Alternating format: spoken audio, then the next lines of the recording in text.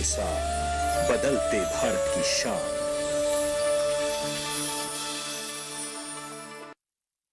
Come on boys, let's go practice. अरे रुक यार, मेरे बैंक अकाउंट में गलत एंट्री का प्रॉब्लम हो गया है। अरे तो बैंक को कंप्लेन करना। बैंक को लिखे 1 महीना हो गया है, बट वो गूगली पे गूगली डाले जा रहा है। तो आरबीआई के बैंकिंग लोकपाल को इन्फॉर्म करो। रुक मैं समझाता हूँ। जैसे क्रिकेट में थर्ड अंपायर, वैसे ही आरबीआई का बैंकिंग ओम्बड्समैन।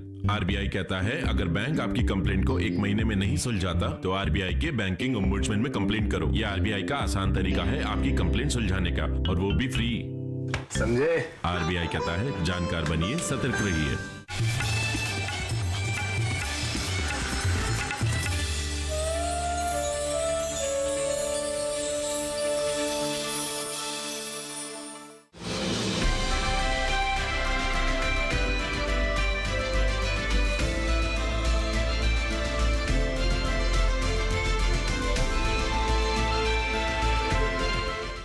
नमस्कार, आप देख रहे हैं दूरदर्शन किसान। खेती और किसानी से जुड़ी नवीनतम जानकारियों के साथ इस खास कार्यक्रम में आप सभी का स्वागत है। मैं हूं अदिति शर्मा।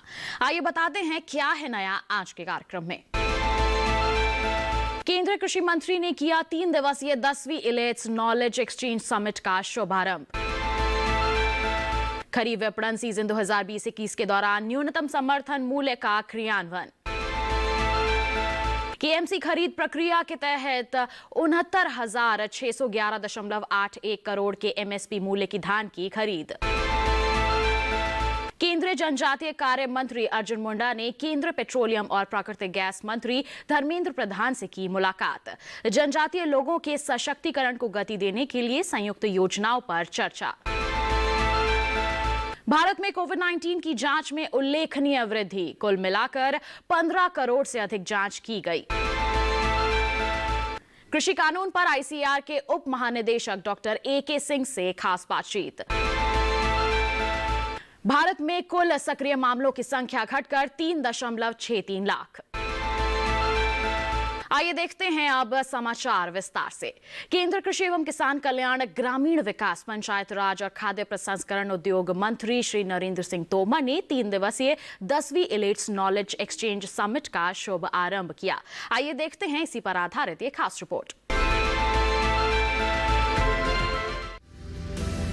केंद्रीय कृषि एवं किसान कल्याण, ग्रामीण विकास, पंचायत राज और खाद्य प्रसंस्करण उद्योग मंत्री श्री नरेंद्र सिंह तोमर ने कहा कि किसानों और कृषि क्षेत्र को समृद्ध बनाने के लिए केंद्र सरकार चौतरफा प्रयास कर रही है। इस दिशा में प्रधानमंत्री श्री नरेंद्र मोदी जी के नेतृत्व में महत्वपूर्ण कदम उठाए गए हैं, जिनका लाभ किसानों को मिलना प्रारंभ भी हो गया है।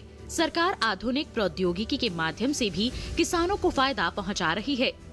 सरकार के पास किसानों का बड़ा डेटा बैंक होगा, जिससे मिट्टी की जांच, बाढ़ की चेतावनी, सैटेलाइट की तस्वीरों से लेकर जमीन के राजस्व रिकॉर्ड जैसी सूचनाएं किसानों को घर बैठे मिलेंगी। श्री तोमर ने ये बात इलेट्स टेक्नो मीडिया द्वारा आयोजित 3 दिवसीय नॉलेज एक्सचेंज समिट के 10वें संस्करण का शुभारंभ करते हुए कही। उन्होंने कहा कि सरकार का उद्देश्य है कि किसानों की माली हालत सुधरे, कृषि क्षेत्र फायदे में आए व नई पीढ़ी खेती की ओर आकर्षित हो। देश में कृषि सुधारों के विषय पर आयोजित इस समिट में मुख्य अतिथि श्री तोमर ने कहा कि कृषि और संबंधित क्षेत्रों में बीते कुछ समय में कई नए आयाम जुड़े हैं। प्रधानमंत्री जी ने इस क्षेत्र को प्राथमिकता पर रखा है। गांव, गरीब किसानों का राज्यों के साथ मिलकर विकास प्रमुख लक्ष्य है, जिसे पाने के लिए प्रयास किए जा रहे हैं। हमारे गांव व कृषि क्षेत्र बरसों से इस देश की ताकत रही हैं, जिन्हें और मजबूत करने पर सरकार पूरी तरह ध्यान दे रही है। इसी कड़ी में आत्मनिर्भर भारत अभियान के अंतर्गत 1 लाख करोड़ रुपए के कृषि इंफ्रास्ट्रक्चर फंड की ऐतिहासिक शुरुआत हो चुकी है। इसका उपयोग गांव में कृषि इंफ्रास्ट्रक्चर तैयार करने में किया जाएगा। इस फंड से cold storage, warehouse, silo, grading और पैकेजिंग यूनिट्स लगाने के लिए लोन दिया जाएगा। श्री तोमर ने कहा कि खाद्य प्रसंस्करण उद्योगों के विकास हेतु 10,000 करोड़ रुपए के निवेश का प्रावधान किया गया है। जब गांव-गांव इंफ्रास्ट्रक्चर होगा तो किसान उपज को कुछ समय रोककर बाद में उचित मूल्य पर बेचने में सक्षम होंगे। छोटी फूड प्रोसेसिंग यूनिट्स गांव-गांव में खुलने से किसानों को लाभ मिलेगा, रोजगार के अवसर खुलेंगे और किसानों को अपनी फसल का वाजिब दाम मिलना प्रारंभ होगा। एक और महत्वपूर्ण स्कीम 10,000 एफपीओ बनाने की प्रारंभ की गई है, जिस पर केंद्र सरकार 6,850 करोड़ रुपए खर्च करेगी। इनके माध्यम से छोटे व मझोले किसानों जिनकी निवेश की शक्ति कम होती है, रकबा छोटा होता है और वो महंगी फसलों के लिए निवेश करने में सक्षम नहीं होते हैं, उन्हें संगठित किया जाएगा ताकि उनकी खेती के खर्चों में कमी आए, उन्हें आधुनिक तकनीकों का लाभ मिले, उनके लिए मार्केटिंग की सुविधा विकसित हो व इन सब से इनकी आय बढ़े। नए एफपीओ को क्रांतिकारी कदम के रूप में माना जा रहा है। केंद्रीय मंत्री ने बताया कि कृषि से संबंधित सेक्टरों के लिए लगभग 50,000 करोड़ रुपए के पैकेजों सहित अन्य उपाय भी किसानों व कृषि क्षेत्र की समृद्धि के लिए सरकार ने किए हैं, जिन पर अमल प्रारंभ हो चुका है। प्रधानमंत्री जी की दूरगामी सोच के अनुरूप सरकार ने किसानों को उनकी उपज का उचित मूल्य दिलाने, किसानों की आय बढ़ाने एवं उनके जीवन स्तर में आमूलचूल बदलाव लाने के उद्देश्य से नए कृषि कानून बनाए हैं, जिनसे सिर्फ और सिर्फ किसानों के हितों का संरक्षण किया गया है। हमारा लक्ष्य है देश की जीडीपी में कृषि क्षेत्र का योगदान बढ़े, जिसने कोरोना संकट के दौरान भी अच्छा प्रदर्शन किया है। सरकार की सारी योजनाओं का लाभ इस दौरान किसानों को मिला है और समूचे कृषि क्षेत्र ने अपनी प्रासंगिकता को सिद्ध किया है।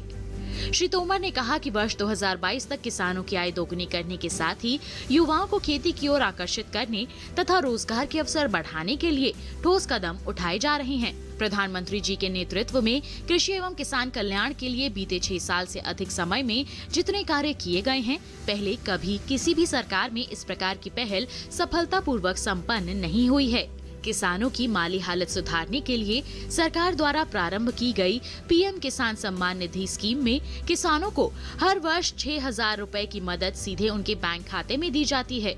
अभी तक लगभग 10.5 करोड़ किसानों को लगभग 1 लाख करोड़ रुपए दिए जा चुके हैं। प्रधानमंत्री फसल बीमा योजना किसानों के लिए बड़ा सुरक्षा कवच है। इस स्कीम में बीते 3.5 साल में किसानों ने करीब 17,738 करोड़ रुपए प्रीमियम भरा था, जबकि उनके दावों के भुगतान के रूप में 5 गुना राशि यानी लगभग 87,000 करोड़ रुपए किसानों को दिए गए हैं। केएमसी खरीद प्रक्रिया के तहत 69,611.81 करोड़ के एमएसपी मूल्य की धान की खरीद की गई है, जिससे लगभग 39.92 लाख धान के किसान लाभान्वित हुए हैं। अभी समय हो चला है एक छोटे से ब्रेक का। जल्द ही हाजिर होंगे, आप बने रहिए दूरदर्शन किसान पर।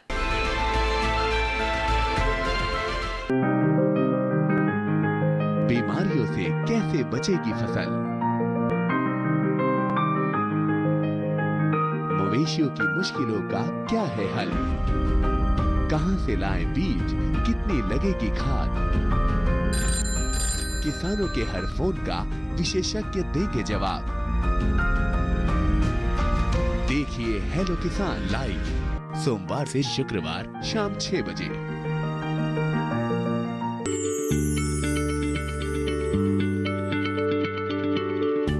क्या आप किसी बीमारी से परेशान हैं? चाहते हैं डॉक्टर की सलाह? तो हम हैं आपके साथ, बताएंगे आपको जीने की राह। समस्याएं आपकी, समाधान देश के मशहूर विशेषज्ञों के। घर बैठे बात करें देश के जाने माने डॉक्टरों से।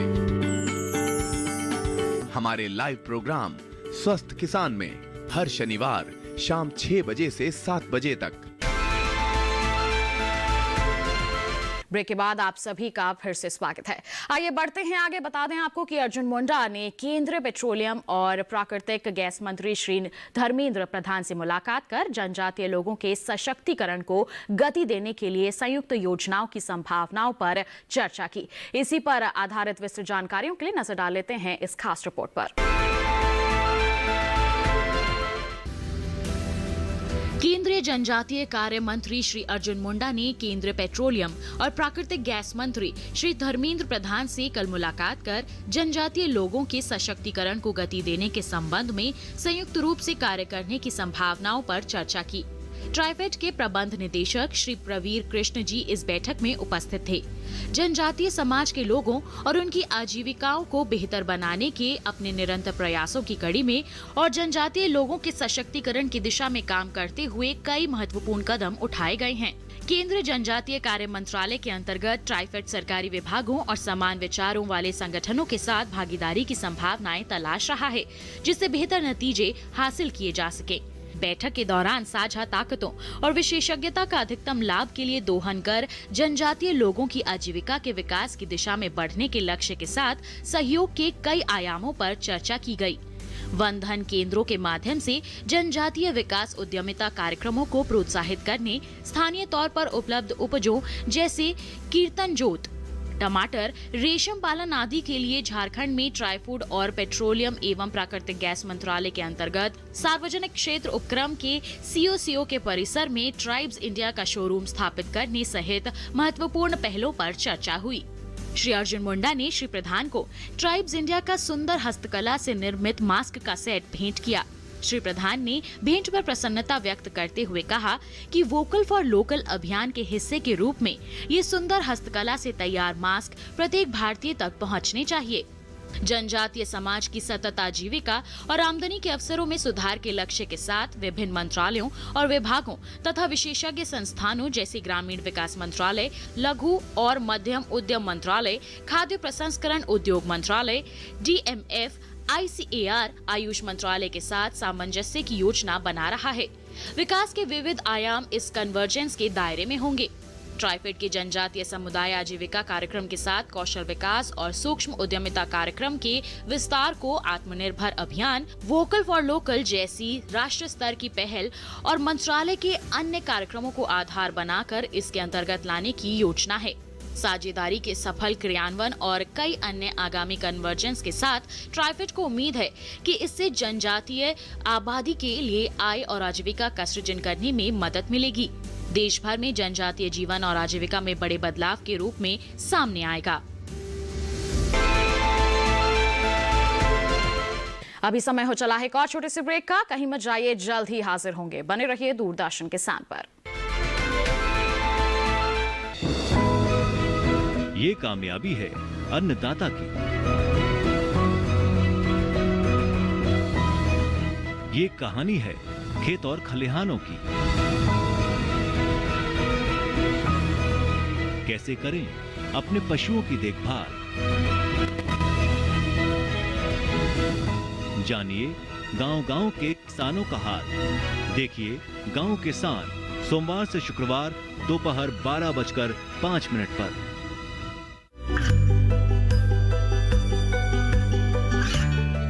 गांवों और पिछड़े क्षेत्रों में सरकारी योजनाओं की जानकारी पहुंचा। देश में कौशल और क्षमता विकास कर ग्रामीणों को सामाजिक बदलाव और विकास से जोड़ने की दूरदर्शन किसान की पहल चौपाल चर्चा देखें सोमवार से शुक्रवार सुबह 9 बजे। ब्रेक के बाद आप सभी का फिर से स्वागत है। देश में हो रहे कृषि सुधार समग्र विकास का आधार बनेंगे 3 नए कानून। कृषि सुधार के लिए बनाए गए 3 नए कानूनों के लिए क्या कुछ कहा ICAR के उप महानिदेशक डॉक्टर AK सिंह ने, आइए जानते हैं। नए किसान कानून से किसानों को क्या फायदा है? देखिए, जो 3 किसान कानून बने हैं और खेती से संबंधित कानून हैं और बड़ी सोच विचार करके भारत सरकार ने बनाई है। ऐसे कानूनों की बहुत दिनों से मांग थी और मुझे स्वयं याद है कि 20 वर्षों से कॉन्ट्रैक्ट फार्मिंग के ऊपर कानून आए, इसकी प्रत्याशा सभी किसान भाइयों को भी, जो प्रगतिशील हैं उनको थी, और जो भी संगठन जुड़े हुए हैं खेती से उन सबको थी। तो ये एक कानून ऐसा है जिसकी ज़रूरत थी, और इसलिए भी ज़रूरत थी कि आज बाज़ार के लिए बार बार हमारे किसान भाई शिकायत करते हैं कि बाज़ार उनको नहीं मिलता। अब होता यह है कि किसान को इतनी जानकारी नहीं रहती है कि क्या उत्पादन करें जो कि किस बाज़ार में हम बेच पाएँ, और इसलिए यदि गेहूं, धान या मक्का या आलू किसी क्षेत्र में होता है तो बहुतायत उसका उत्पादन करते हैं और वहाँ पर उसके लिए बाज़ार उपलब्ध नहीं होता है, और उस शायद उतना बाज़ार को ज़रूरत भी नहीं होती जितना किसान कई बार उत्पादन कर देते हैं। कॉन्ट्रैक्ट फार्मिंग में ये व्यवस्था की गई है कि जो व्यापारी हैं और जो किसान हैं पहले से करार करेंगे कि इस फसल की, इस प्रजाति की इतने क्षेत्रफल में उत्पादन करना है, और इस दर पे वो व्यापारी जो पहले से दर तय होगा या रेट जो तय होगा उस पर वो व्यापारी खरीदने के लिए बाध्य होगा। तो इसमें किसान को फ़ायदा ये है कि उनको मालूम है कि हम उत्पादन करेंगे तो कोई खरीदार हमारे लिए सुनिश्चित है। और ये भी प्रावधान सरकार ने किया है कि यदि व्यापारी नहीं खरीदता है तो उसके लिए दंड का प्रावधान भी भारत सरकार ने किया है। यदि कोई अड़चन आती है तो 30 दिन के अंतर्गत जो एसडीएम स्थानीय हैं उसके ऊपर फैसला करेंगे और उसको मान्य होगा दोनों पक्षों को। और जो भुगतान की राशि है कॉन्ट्रैक्ट फार्मिंग में वो 3 दिन के अंदर ही व्यापारी को करने का व्यवस्था किया है भारत सरकार ने अपने कानून के द्वारा। दूसरा, एक कई बार किसानों के मन में आशंका है कि ये कानून आएंगे तो ज़मीन पे जो करार होगा वो ज़मीन भी शामिल होगा। तो उस कानून में ही सरकार ने लिखा हुआ कि कोई भी करार ज़मीन का नहीं होगा बल्कि उत्पादन का होगा। जो उत्पादन, जैसे धान का उत्पादन बासमती का किसान करते हैं पंजाब के, तो वो जो बासमती उत्पादित होगा धान उसको उसके ऊपर करार होगा, वो लेने के लिए बाध्य होगा व्यापारी, न कि ज़मीन के ऊपर कोई करार होगा।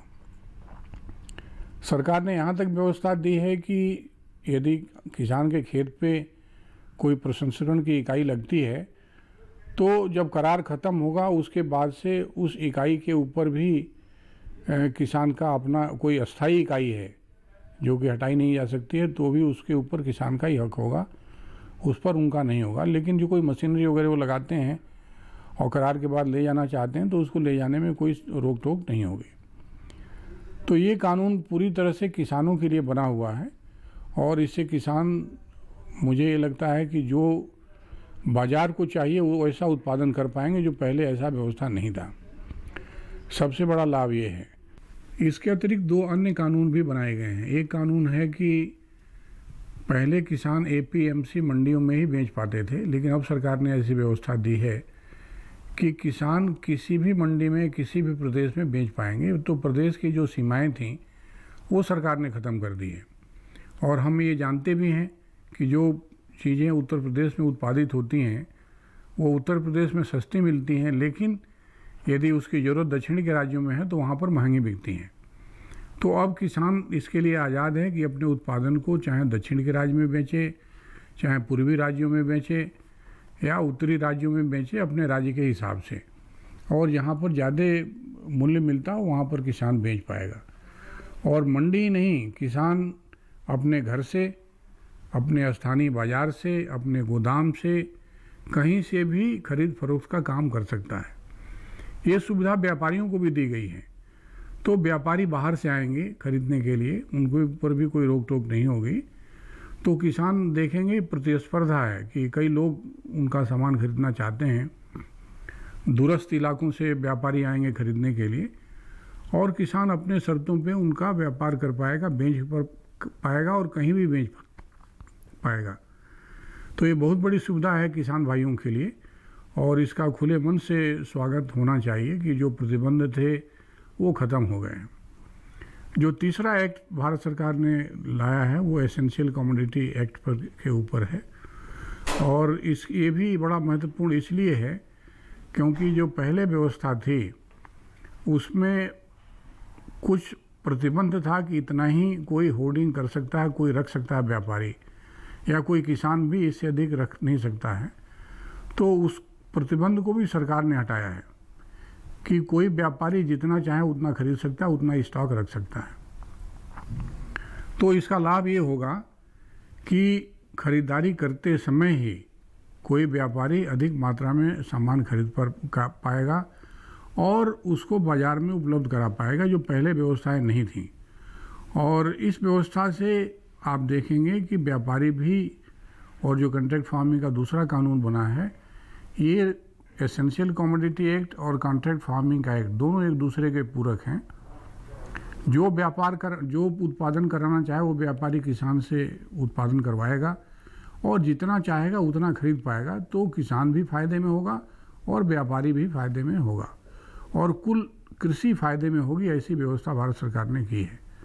तो ये तीनों कानून ही किसानों के हित के लिए हैं, दूरगामी हैं, जिससे जो उत्पादन होता है, जो छोटे किसान हैं बाज़ार तक बेच नहीं पाते हैं, व्यापारियों के ऊपर प्रतिबंध था कि ज़्यादा खरीदारी करके स्टॉक नहीं कर सकते हैं और एक राज्य से दूसरे राज्य में जा नहीं सकते। तो ये सभी प्रतिबंधों को सरकार ने हटाया है और मुझे पूरा विश्वास है इससे कि किसानों को भारी लाभ होगा और बाजार की व्यवस्था भी सुदृढ़ होगी। कृषि सुधार के लिए बनाए 3 नए कानूनों पर किसानों की राय, आइए नजर डाल लेते हैं।